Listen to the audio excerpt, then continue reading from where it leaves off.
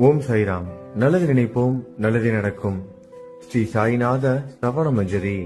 ஸ்ரீ கணேசாய நமக. எல்லாவற்றிற்கும் ஆதாரமானவனே, மயூரேச்சவரா, எல்லாவற்றிற்கும் சாட்சியாக விளங்குபவனே, கௌரியின் புதல்வனே, எண்ணங்களுக்கெல்லாம் அப்பாற்பட்டவனே, பெருத்த வயிறுடையவனே, ஸ்ரீ கணபதியே என்னை காத்தருள்வீர். நீ எல்லா பூதகணங்களுக்கும் முதல்வன், தலைவன். எனவே கணேசன் என அழைக்கப்படுகிறாய். நீ எல்லா சாஸ்திரங்களாலும் ஏற்றுக்கொள்ளப்பட்டவன். புனிதமான முகமுடைய பாலசந்திரனே, சாரதே, வாக்கின் தெய்வமே, நீ வாக்கிகளுக்கெல்லாம் தலைவி, உலகின் உயிரோட்டத்தின் காரணகர்த்தாவே, நீ படைப்பாளிகளின் இறைவி, நீ எப்போதும் இத்தேசத்தின் அணிகலன், எங்கும் நிறைந்து இருக்கும் எல்லையில்லாத சக்தியே, உலகின் தாயே, உன்னை வணங்குகிறேன். பூரண முழுமையான பரபிரம்மே, மகான்களுக்கு பிரியமானவனே, அண்டரிநாதன் உருவில் வெளிப்பட்ட அவதாரமே, நீ அன்பு கடவுள், எல்லையற்ற கருணையுள்ளம் கொண்டவனே, பாண்டுரங்கா நரகரி. பொம்மலாட்டக்காரன் தன் கையிலுள்ள கயிற்றால் பொம்மைகளை ஆட்டுவிப்பது போல் பிரபஞ்சம் எங்கும் நிறைந்து நின்று உலகை ஆட்டுவிக்கும் ஒரு பொம்மலாட்டக்காரன். உன் மெய்ப்பொருளை உய்த்துணர அறிவியல் ஏடுகளும் புனித நூல்களும் இன்னமும் முயன்று கொண்டுதான் இருக்கின்றன. மெத்த படித்தவர்களுக்கு நீ வெளிப்பட்டதே இல்லை. சக்கரபாணியே, அத்தகைய அறிவற்றவர்கள் வெறும் வார்த்தை ஜாலங்களிலேதான் சீக்குண்டவர்கள். மகான்கள் மட்டுமே உன்னை உணர்வார்கள். மற்றவர்கள் குழப்பமடைந்து உள்ளார்கள். உனக்கு பக்தியோடு கூடிய சாஷ்டாங்க நமஸ்காரத்தை செய்கிறேன். 5 முகங்கள் கொண்ட சங்கரனே, மனித மண்டை ஓடுகளாலான மாலை அணிந்தவனே, நீலகண்டனே, திகம்பர ஓங்கார வடிவானவனே, பசுபதியே, எல்லா நேரங்களிலும் எவருடைய உதடுகள் உன் பெயரை உச்சரிக்கிறதோ அவர்களது உலகியல் துன்பங்கள் உடனடியாக நீங்கிவிடும். ஜடாமுடியை தரித்த சிவனே, உன் நாமத்தின் சக்தி அத்தகையது. உன் பாதங்களை வணங்கி நான் சாயு புகழை கூறும் இந்த துதியை எழுதுகிறேன். இந்த அருள்பணி முழுமையடைய எனக்கு அருள்வாயாக. நீலகண்டா, ஆலகால விஷமுண்ட சிவனே. இப்போது அத்திரி மகரிஷியின் முதல்வரான தத்தாத்திரேயரையும் குலதெய்வமான இந்திரனையும் துக்காராமையும் எல்லா ஞானிகளையும் பக்தர்களையும் பணிகிறேன். சாய்நாதா, உனக்கு வெற்றி கிட்டட்டும். பாவிகளை கடை தேற்றும் கருணை உள்ளவரே, உங்கள் பாதங்களில் என் தலையை வைத்து இருத்தி வேண்டுகிறேன். உன் பாதுகாப்பை எனக்கு அருள்வாய். நீ முழுமையான பரபிரம்மம், ஆனந்தத்தின் இருப்பிடம். நீயே விஷ்ணு, மனிதர்களுள் தலை சிறந்தவர். மன்மதனை எரித்த உமையொரு பாகனும் நீயே. நீ மனித வடிவில் தோன்றிய இறைவன், அறிவு என்னும் ஆகாயத்து சூரியன். நீ கருணை கடல், நீ பிறவி பிணிக்கு ஒரு அருமருந்து. நீ ஏழைகளுக்கும் கீழ்த்தட்டு மக்களுக்கும் விரும்பியதை கொடுக்கும் சிந்தாமணிக்கல். நீ உன் பக்தர்களை பரிசுத்தப்படுத்தும் தெய்வம். உலக வாழ்க்கை என்னும் சம்சார கடலில் மூழ்குபவர்களை காப்பாற்றும் ஓடம். நீ அஞ்சுபவர்களின் புகலிடம். நீ இந்த பிரபஞ்சம் தோன்ற முதற் காரணமான பரிசுத்த பேரின்ப பேருணர்வு சைதன்யம். நீ கருணையே உருவானவன். உனது பலவிதமான வெளிப்பாடுகளில் இந்த உலகமும் ஒன்று. நீ பிறப்பற்றவன், சாவும் உன்னை தொட முடிவது இல்லை. என் நீண்ட ஆழமான சிந்தனைக்கு பின் வெளிப்பட்ட கருத்தே இது. பிறப்பு இறப்பு என்பவை அஞ்ஞானத்தால் தோன்றும் வெளிப்பாடே. மகாராஜா, நீங்கள் இறப்பும் பிறப்பும் மற்ற சுதந்திர பறவை. தண்ணீர் நீரூற்றாக தோன்றினால் அதன் ஆதாரம் அங்கு இருப்பதாக அர்த்தமா? ஏற்கனவே அங்கு அது நிரம்பி இருந்தது. பூமியின் உள்ளே இருந்தது, ஊற்றாக வெளியே வந்தது, அவ்வளவுதான். மணற்படுகையில் நீர் ஊற்றாக வெளிப்பட்டதும் அது நீரோடை என்ற பெயர் பெற்றது. அதன் சரியான பெயர் ஊற்று. தண்ணீர் இல்லாவிட்டால் அது வெறும் மணற்படுகையே. அந்த மணற்படுகையில் தண்ணீர் ஊற்றாக வந்தாலும் அல்லது வற்றி போனாலும் தண்ணீருக்கு அதனால் ஒன்றும் ஆவது இல்லை. ஏனென்றால் தண்ணீர் அந்த மணற்படுகைக்கு எந்த விதமான முக்கியத்துவமும் கொடுப்பது இல்லை. ஆனால் அறியாமையால் மணற்படுகையோ நீர் நிரம்பி இருந்தால் அது பெருமைப்பட்டு கொள்கிறது. ஆகையால் நீர் வற்றியவுடனே அது மிகவும் மனவருத்தம் அடைகிறது. இந்த மனித உடலும் ஒரு விதத்தில் அந்த மணற்படுகை போன்றதே. புனித பேரின்ப நிலையை அந்த நீரூற்றின் தூய தண்ணீருக்கு ஒப்பிடலாம். இம்மாதிரி எண்ணற்ற மணற்படுகைகளை மனித உடல்கள் இருந்த போதிலும் அவற்றில் உள்ள நீர் வேறுணர்வு எனப்படும் சைதன்யம் மட்டும் மாறுபடுவதே இல்லை. கருணை உள்ளவரே, நான் உங்களை ஆதியும் அந்தமும் இல்லாதவன் பிறப்பற்றவர் என கூறுவேன். அறியாமை என்னும் மலையை உடைக்க உதவும் இந்திரனின் கையில் இருக்கும் வஜ்ர ஆயுதம்.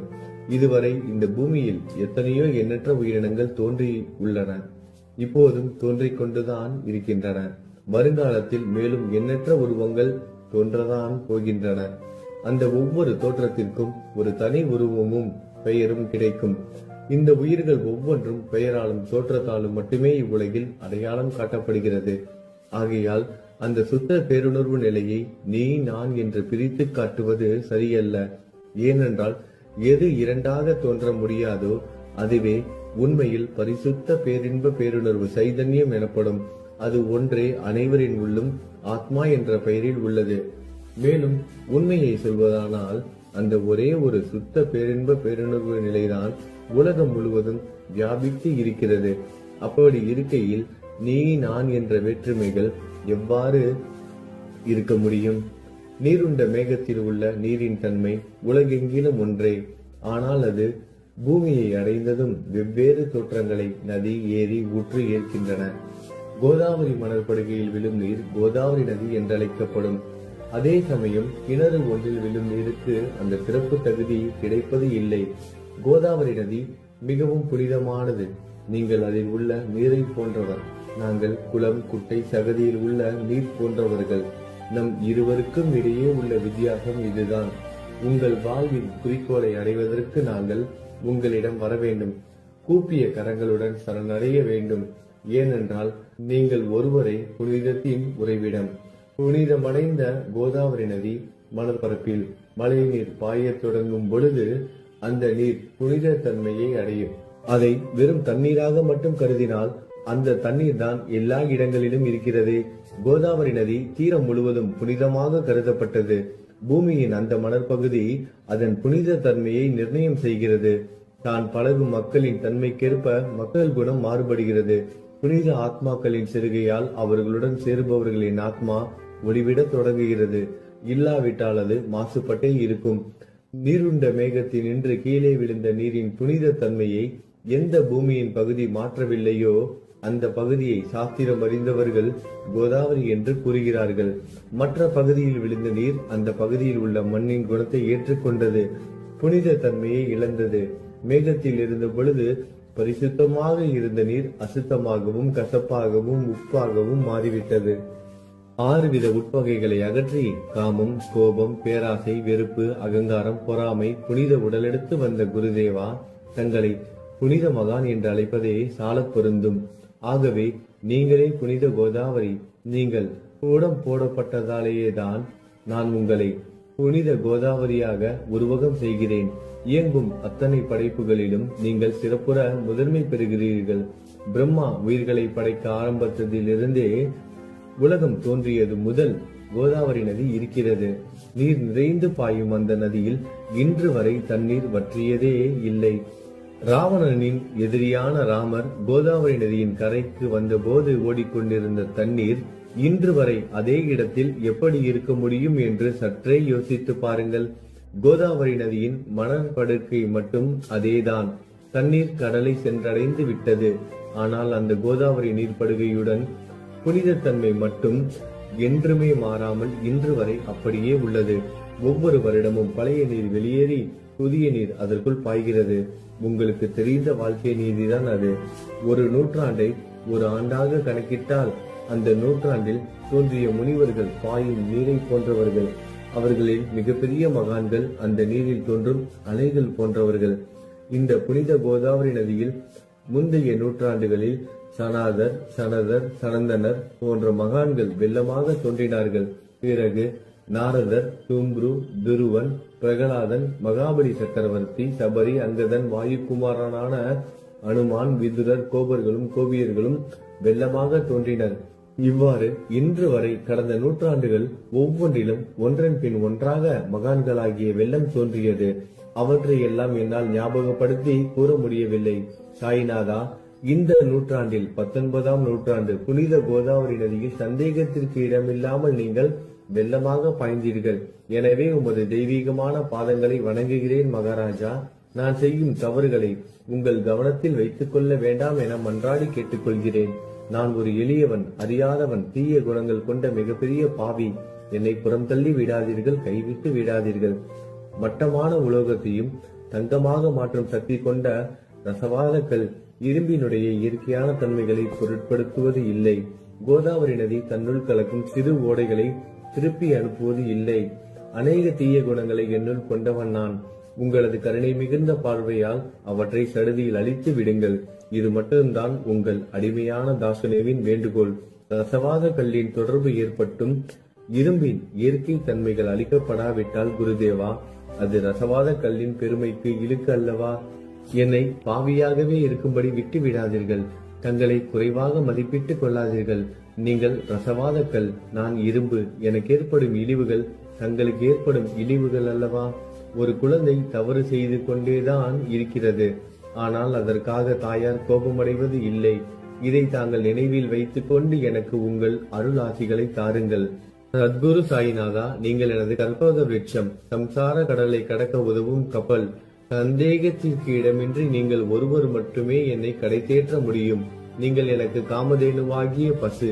நீங்கள் சிந்தாமணிக்கல், ஞானவாணி சூரியன் தாங்கள்.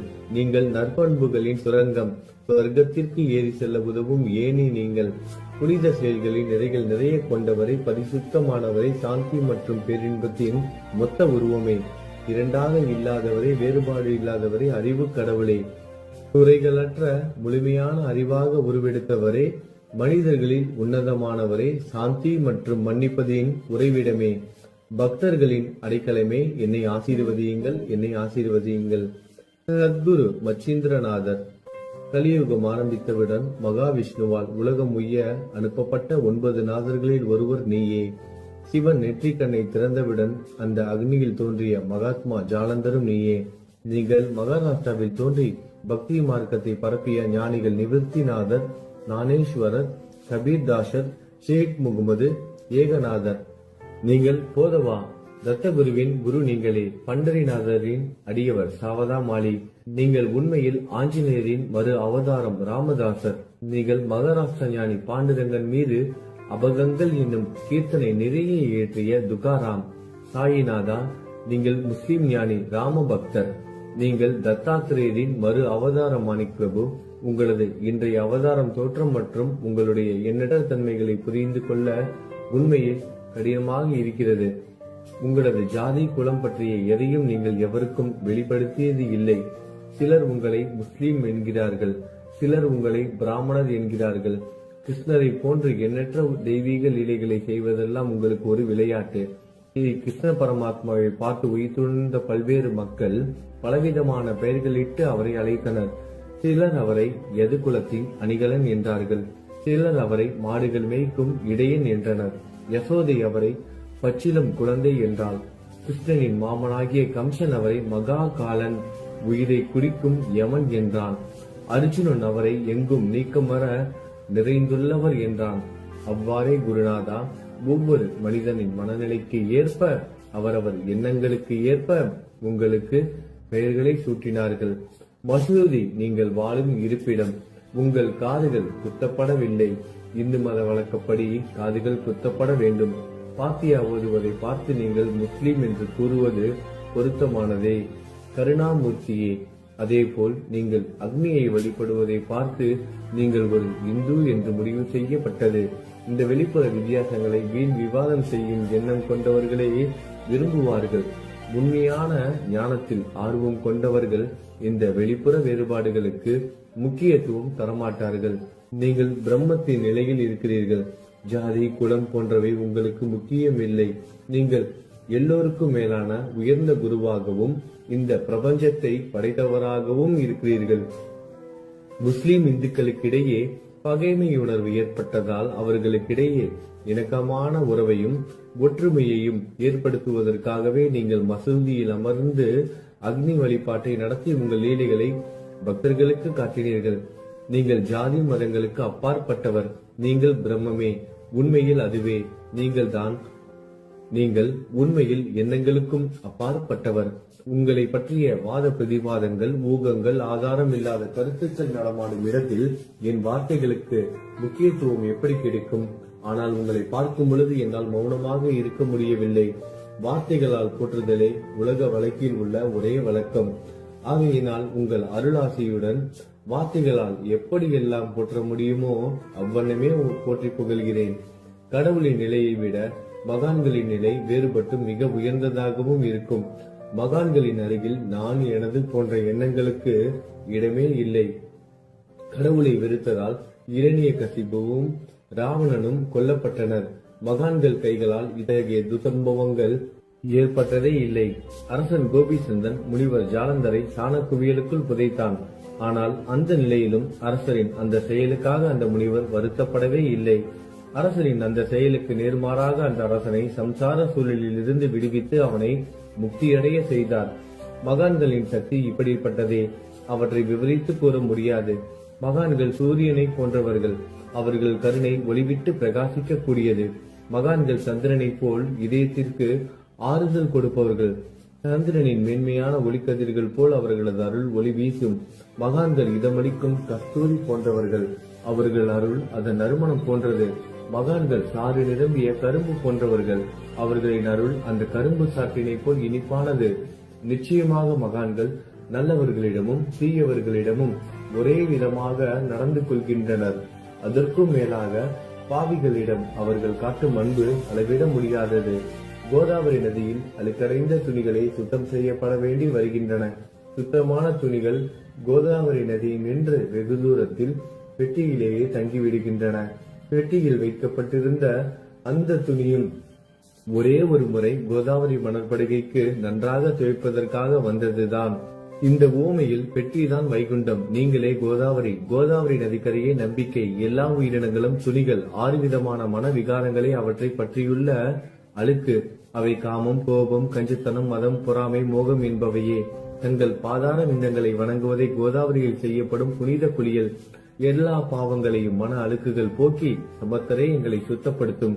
சம்சார வாழ்க்கையில் உழலும் மக்களாகிய நாங்கள் மேலும் மேலும் பாவம் செய்கிறவர்களாக இருக்கிறோம்.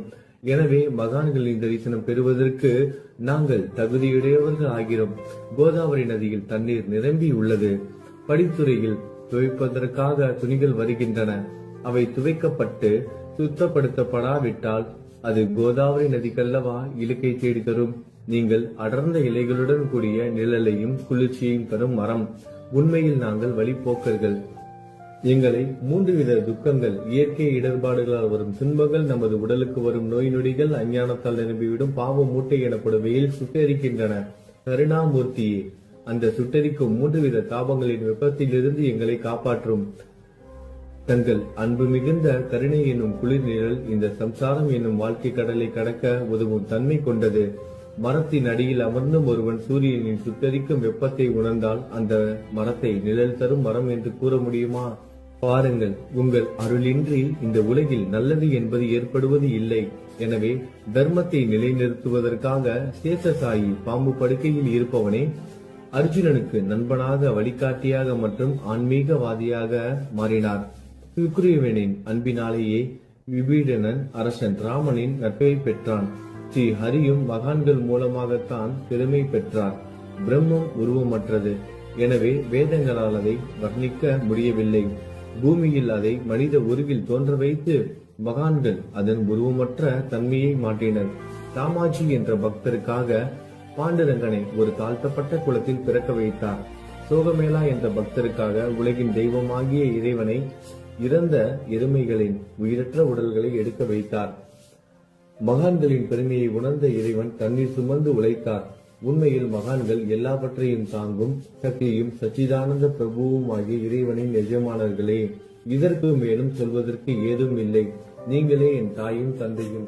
ஷீரடி கிராமத்தில் வசிக்கும் சத்குரு சாயிநாதா பாபா உங்கள் லீலைகளை எவர் ஒருவராலும் உண்மையிலேயே முழுமையாக புரிந்து கொள்ள முடியாது என்கிற போது சாதாரண மனிதனாகிய நான் எவ்வாறு அவற்றை விளக்க முடியும் என்று கூறுங்கள்.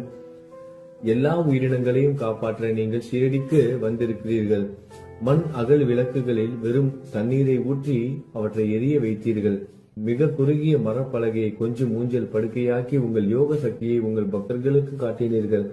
அநேக பெண்களின் மலட்டுத்தன்மையை முழுவதுமாக நீக்கினீர்கள். உதியின் மூலம் அநேக பேரின் வியாதிகளை குணமடைய செய்தீர்கள். இவ்வுலக சம்பந்தமான துன்பங்களை நீக்குவது உங்களுக்கு ஒரு பொருட்டே அல்ல. யானை ஒன்று எறும்பை சுமையாக கருதுமா? குருராயா, இப்பொழுது இந்த எளியவன் பால் கருணை காட்டுங்கள். உங்கள் பாதங்களில் சரணடைந்து விட்டேன். என்னை திருப்பி அனுப்பி புறம் தள்ளி விடாதீர்கள். மகாராஜ், நீங்கள் அரசர்களுக்கெல்லாம் அரசன். நீங்கள் குபேரனை விட செல்வம் அடைந்தவர். நிச்சயமாக தன்னிகரற்ற வைத்தியர். உங்களை விட மேலானவர் எவரும் இல்லை. மற்ற கடவுள்களை வணங்குவதற்கு தனித்தனியாக பூஜை பொருட்களும் வழிபாட்டு முறைகளும் உள்ளன. ஆனால் உங்களை வணங்குவதற்கு தகுதியான பொருட்களே இந்த உலகில் இல்லை. சூரியனின் ராஜ்யத்தில் தீபாவளி பண்டிகையை கொண்டாடுவது என்றால் எவ்விதமான பொருட்களை கொண்டு அதை கொண்டாடுவோம்? சமுத்திரத்தின் தாகத்தை தணிக்க பூமியில் போதுமான தண்ணீர் கிடைக்காது. நெருப்பை சூடாக்குவதற்கு எங்கிருந்து அக்னியை கொண்டு வருவது?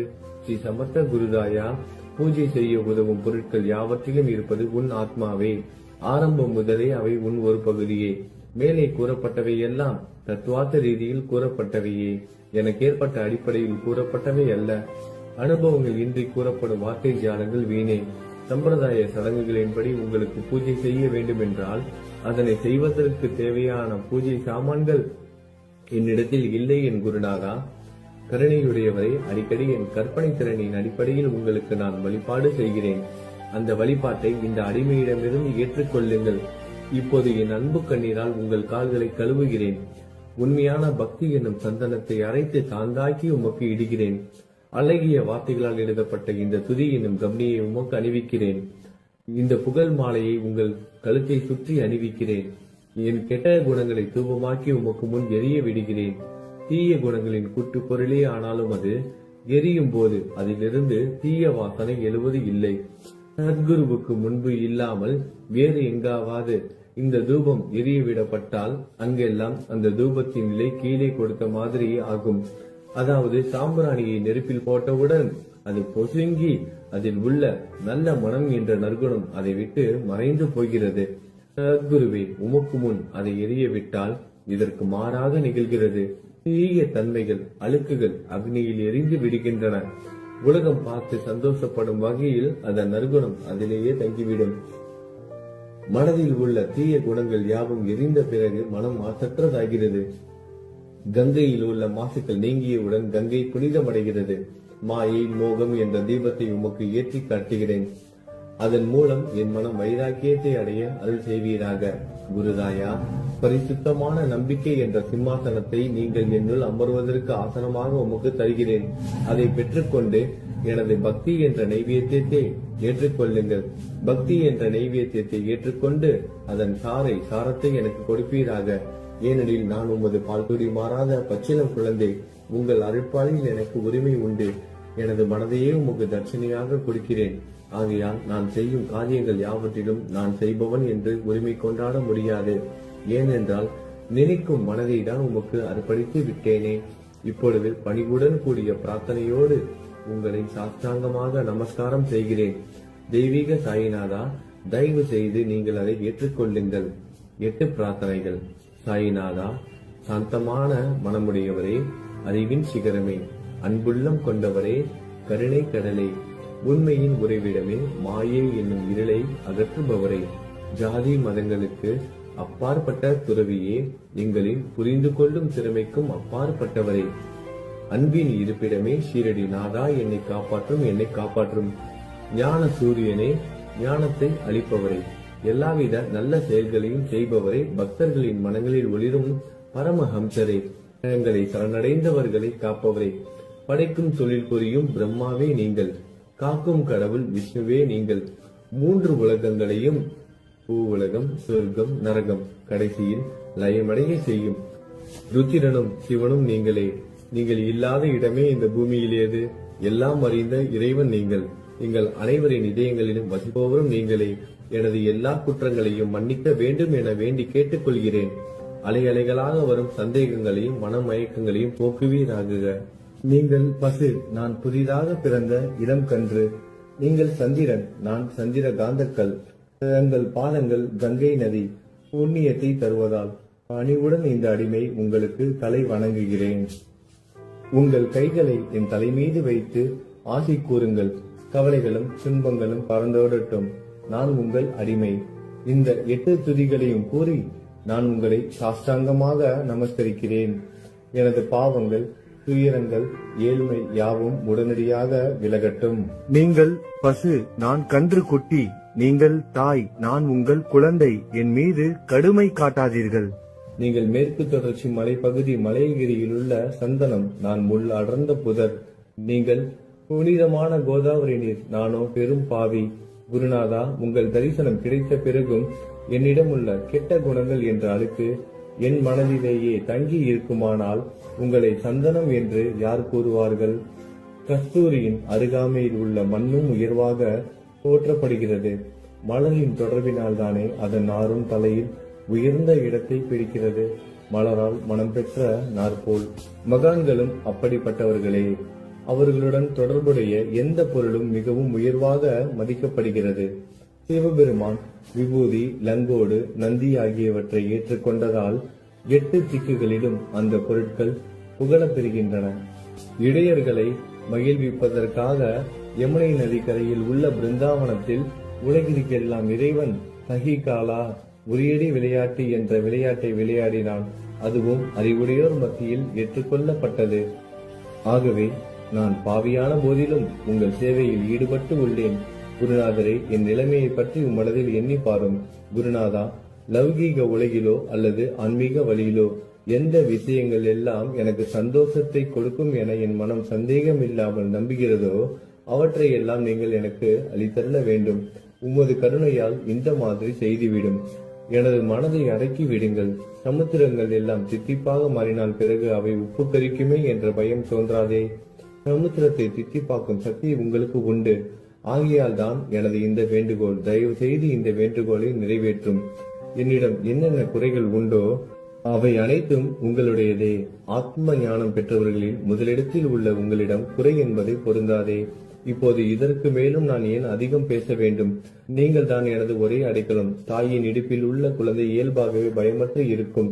மகாராஜ், இந்த துதியை எவரவர்கள் அன்புடன் படிக்கிறார்களோ அவர்கள் ஒவ்வொருவரின் ஆசைகளை தயவு செய்து நிறைவேற்றும். இந்த துதியை படிப்பவர்களின் 3 வித தாபங்களையும், இயற்கை இடர்பாடுகளில் வரும் துன்பங்கள், நமது உடலுக்கு வரும் நோய் நொடிகள், அஞ்ஞானத்தால் நிரம்பிவிடும் பாவம் மூட்டை 1 ஆண்டிற்குள் விலகிவிடும் என்பதை இந்த துதிக்கு உங்களது ஆசையாக என்றென்றும் நிரந்தரமாக இருக்கட்டும். குளித்து முடித்துவிட்டு மனதில் முழுமையான நம்பிக்கையுடன் தொடர்ந்து இந்த துதியை பாராயணம் செய்ய வேண்டும். அப்படி முடியாவிட்டால் வாரம் வாரம் வியாழன் தோறும் சத்குருவை வணங்கி அவர் உருவை தியானம் செய்து கொண்டு இந்த துதியை பாராயணம் செய்யுங்கள். இதுவும் கூட முடியாவிட்டால் மாதம் மாதம் வரும் 2 ஏகாதசி தினங்களில் இந்த துதியை பாராயணம் செய்யுங்கள். இது ஏற்படுத்தும் விளைவுகளை பார்த்து அதிசயப்படுவீர்கள். குருமூர்த்தியான சாயிநாதர் இந்த துதியை பாராயணம் செய்பவர்களுக்கு இவ்வுலகியல் ஆசைகளை முழுமையாக உடனடியாக நிறைவேற்றுவார். இந்த துதியை திரும்ப திரும்ப பாராயணம் செய்வதால் முட்டாள்கள் கூர்மையான புத்தியை அடைவார்கள். யாராவது வாழ்நாளாவது குறைவானதாக இருப்பின் இந்த துதியை அவர்கள் படிப்பதால் 100 ஆண்டு காலம் வாழ்வார்கள். இந்த துதியை தொடர்ந்து பாராயணம் செய்து வந்தால், செல்வம் குறைவாக இருந்தால், ஏழையாக இருந்தால், செல்வத்தின் அதிபதி குபேரன் அவர்கள் வீட்டிற்கு வந்து தங்கி அவர்களுக்கு ஏவல் புரிவான். இது சத்தியம், இது சத்தியம், இது சத்தியம் என 3 முறை கூறுகிறேன். குழந்தை செல்வம் இல்லாதவர்கள் இந்த துதியை தொடர்ந்து படித்து வந்தால் குழந்தை செல்வம் பெறுவர். இந்த துதியை படிப்பவர்களின் வியாதிகள் எல்லா பக்கங்களிலும் பறந்தோடிவிடும். வியாதியை நின்று குணம் கிடைக்கும். இந்த துதியை திரும்ப திரும்ப படிப்பதால் பயம் மற்றும் கவலை மறைந்து போகும். மதிப்பும் மரியாதையும் கிடைக்கும். அழிவற்ற பிரம்மத்தை உணர்வார்கள். பிரம்ம ஞானம் கிட்டும். அறிவுடையோரே, இந்த துதியின் மீது உங்கள் இதயங்களில் முழுமையான நம்பிக்கை வையுங்கள். சந்தேகங்கள், நம்பிக்கையின்மை, தவறான எண்ணங்கள் ஆகியவற்றிற்கு கொஞ்சம் கூட மனதில் இடம் கொடுக்காதீர்கள். சீரடிக்கு புனித பயணம் மேற்கொள்ளுங்கள். பாபாவின் தாமரை பாதங்களை மனதில் நிறுத்துங்கள். அவர் அனாதைகளின் உறவினர், பக்தர்களின் விருப்பங்களை நிறைவேற்றும் கற்பகத்தரு. பாபாவால் உணர்வூட்டப்பட்டு இந்த துதியை நான் இயற்றினேன். இல்லாவிட்டால் எவ்விதமான முக்கியத்துவமும் இல்லாத என்னால் இந்த துதியை எவ்வாறு எழுத முடியும்? சக ஆண்டு 1840, ஆங்கில ஆண்டு 1918 புரட்டாசி மாதம் வளர்பிறையில் விநாயகர் சதுர்த்தி என்று திங்கட்கிழமை 2வது யாமத்தில் சூரிய உதயத்திற்கு முன் இந்த பாமாலை நிறைவு செய்யப்பட்டது. புனிதம் வாய்ந்த நர்மதா நதிக்கரையில் இந்தூருக்கு அருகில் உள்ள ஊரான மகேஸ்வர சேத்திரத்தில் ஸ்ரீ அகல்யாதேவியின் சந்நிதியில் ஸ்ரீ சாய்நாதரை போற்றி பாடும் இந்த தவண மஞ்சரி நிறைவடைந்தது. மகேஸ்வரம் என்ற புனித ஸ்தலத்தில் இந்த துதி நிறைவடைந்தது. ஸ்ரீ சாய்நாதர் என் மனதிற்குள் புகழ்ந்து இந்த துதியின் ஒவ்வொரு வார்த்தையையும் என்னை கூற வைத்தார். எனது சீடன் தாமோதரன் இதை நான் கூற கூற எழுதினான். தாஸ்கனுவாகிய நான் எல்லா ஞானிகள் மற்றும் சிறுவிகளின் வேலையால் எங்கும் மங்களம் பொங்கட்டும். ஸ்ரீ சாய்நாதரை போற்றி பணிவுடன் எழுதப்பட்ட இந்த ஸ்ரீ சாய்நாத தவணமஞ்சரி என்ற துதி பாராயணம் செய்பவர்கள் சம்சார கடலை கடக்க உதவட்டும். இது ஸ்ரீ பாண்டுரங்கனுக்கு தாஸ்கனுவின் நம்பிக்கை மற்றும் பணிவோடும் கூடிய பிரார்த்தனை. ஓம் சாய்ராம். நல்லதே நடக்கட்டும். ஓம் சாய்ராம். மங்களம் சுபமங்கலம்.